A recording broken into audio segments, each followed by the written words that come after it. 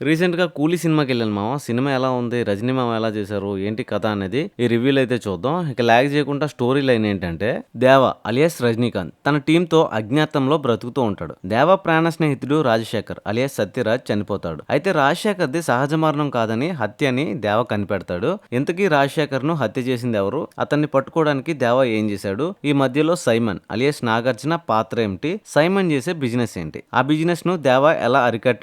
ఈ క్రమంలో దయాల్ అలియాస్ షౌబిన్ షాహిర్‌తో దేవా ట్రాక్ ఏంటి? దయాల్ చేసే క్రైమ్ కి రాజశేఖర్ మరణానికి ఉన్న సంబంధం ఏంటి అనేది తెలియాలంటే ఈ సినిమాని పక్కాగా చూడాల్సిందే. ఇక ప్లస్ మైనస్ కోసం మాట్లాడుకుంటే ఈ సినిమా రన్ టైం అనేది నాకు చాలా మైనస్ గా అనిపించింది మామ. అంటే మరీ సెకండ్ హాఫ్ లో మరీ ఎక్కువగా కూర్చున్నట్టు అనిపించింది అనమాట.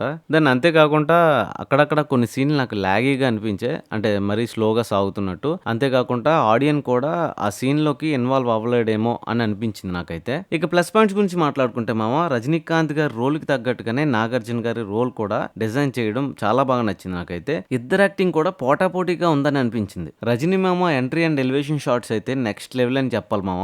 ఆ ఎలివేషన్ షాట్స్, ఆ షాట్స్ కి తగ్గట్టుగానే బీజిఎం అనిరుద్ ఇచ్చి పడేశాడు అంతే. బీజిఎం అయితే అదేంటో మామ, అనిరుద్ తమిళ సినిమాలన్నిటికీ ఇచ్చి పడేస్తాడు మ్యూజిక్, కానీ తెలుగు సినిమాలకు వచ్చే టైంకే కొద్దిగా ఏదో అలా అనిపిస్తాడు. సర్లే, దానికి మనం ఏం చేస్తాం కానీ. అండ్ ప్రీ క్లైమాక్స్ లో ఉపేంద్రకి ఇచ్చే ఎలివేషన్ షాట్స్ మాత్రం అద్భుత అని చెప్పొచ్చు మామ. కానీ వింటేజ్ లో ఉన్న రజనీకాంత్ మాత్రం సూపర్ గా ఉన్నాడు మామ. ఆల్సో సత్యరాజ్ కూడా. అదేంటో కానీ మామ, నేను చూసిన థియేటర్ సౌండ్ ప్రాబ్లమో తెలియట్లేదు, మరేంటో తెలియట్లేదు కానీ రజనీ మామ entry song Chikitu song and Monica song కూడా నాకు MP3 ఫైల్ ఉన్నంత స్పష్టంగా MP4 నాకు అనిపించలేదు. మొత్తం క్లమ్జీగా అనిపించింది నాకైతే. కానీ మామ దయాల్ రోల్ చేసిన షౌబిన్ షాహిర్ మాత్రం ఆయన రోల్ ని ఇచ్చి పడేశాడు అంతే, ఇరగ్గొట్టేశాడు. ఆయనతో ఇంటర్వెల్ బ్లాక్ ముందు వచ్చే ట్విస్ట్ అయితే నాకు అమ్మడి అమ్మ అనిపించింది నాకైతే. కానీ మామ లోకేష్ కనకరాజన్ గారు ఫస్ట్ హాఫ్ నడిపినంత స్పీడ్ గా సెకండ్ హాఫ్ ను కూడా నడుపుంటే సినిమా నెక్స్ట్ లెవెల్ అని చెప్పొచ్చు మామ. అలాని సినిమా బాగలేదని కాదు మామ, అందరినీ ఆకట్టుకునే యాక్షన్ థ్రిల్లర్ అని చెప్పొచ్చు. మీరు పెట్టే ప్రతి రూపాయికి న్యాయం జరుగుతుంది, ఎంజాయ్ కూడా చేస్తారు. సినిమా చూస్తే మీకే అర్థం అవుద్ది. సో ఇదన్నమాట సంగతి. మరిన్ని అప్డేట్స్ కోసం సబ్స్క్రైబ్ కొట్టు మామ.